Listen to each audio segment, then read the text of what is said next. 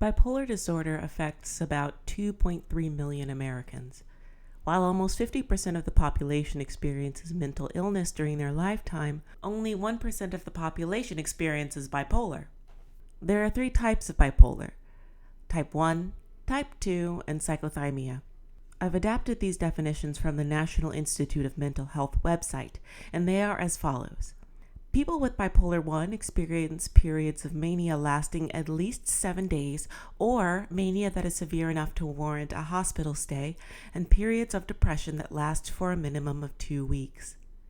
I have bipolar 2, which is characterized by shorter, lighter manias called hypomania and longer periods of depression. Bipolar 2 is not a less severe condition because depression and rapid mood swings can lead to suicidality. Cyclothymia is defined by periods of hypomania and depression lasting for a minimum of 2 years in adults and 1 year in children. However, the symptoms don't meet the diagnosis of full-blown manic, hypomanic, or depressive episodes. Some people may experience symptoms that aren't as well defined, and they're labeled with other specified and unspecified bipolar and related disorders. For me, hypomania feels like I've had too much caffeine. My heart beats faster, my sight is sharper, my speech is pressured, and all my moods are elevated. When I'm manic and happy, it feels like an extended orgasm. When I'm manic and restless, it feels like my soul is itching. When I'm manic and irritable, everything is out to ruin my day.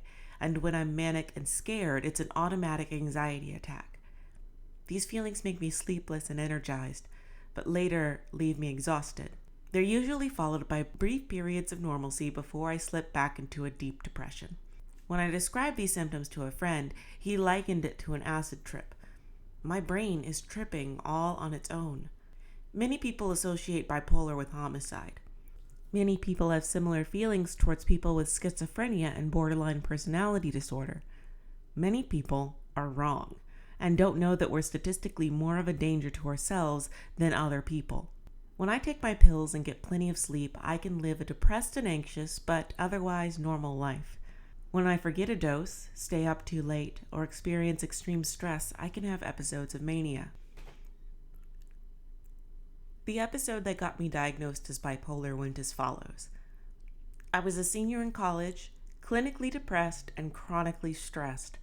One night when I was walking home, a man drove past and shouted, "Go home, monkey!" At that moment, I had a decision. I could be angry and upset about one more thing, or I could fill my heart with love. I chose the latter. I was not a monkey. I was a brilliant human being who understood their fear and economic anxiety and would not be affected by it. Racism would not get me down. I chose to be up.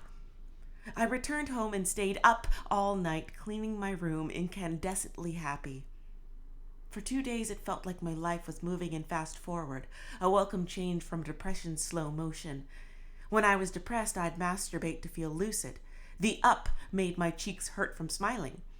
When I was depressed, each sentence came heavy and slow, but the up made my conversation ebullient. When I was depressed, I craved loneliness and would stare at a blank wall for hours. But the up showed me the truth. I could never be alone because my molecules were vibrating. I was on the same frequency as the flowers and the trees and the grass, and all I needed to do was peel off my skin and release myself into the universe. That was when I realized something was wrong. I had been suicidal on and off since 4th grade, but had always held myself back for fear of harming others. That counterweight was gone. I had never been so happy wanting to die before. Suicide was not only attractive, it was logical.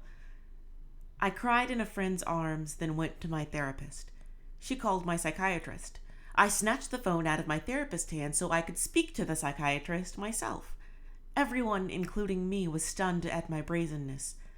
After a swing back into depression, a promise not to kill myself, and a police visit to reinforce my promise, I was allowed to stay in school and out of the hospital. Antipsychotics were added to balance out my antidepressants, and I've been on them ever since. I've had my share of dissociative episodes too, most notably when I derealized on a train platform in March. COVID-19 was closing its fist around the country. My outside life was threatening to collapse, and suddenly I stopped feeling. I went away. I couldn't feel my feet on the floor. I couldn't feel my tongue in my mouth. When I dropped my phone into my purse, it felt like I was falling into a void. It felt like I wasn't really around, like I was living in a dream, like I was still in bed. I spent much of that evening at my boyfriend's parents' house, trying to appear normal. I spent the rest of the night in bed, in a tunnel of blankets, letting myself come back. 2 weeks ago, I stayed up too late and forgot my medication. That night, I saw green spots on the wall. They were large and ominous. All morning, I was restless, all seeing, all fearing. That afternoon, as I edited my sister's paper, the screen began to waver and change. Out of nowhere, an image flashed up from my childhood, a pink container. The container tasted smooth and cool against my tongue, and I was back in my playroom again. But I'm 31 and afraid. COVID has proven a strange accelerant to my mania.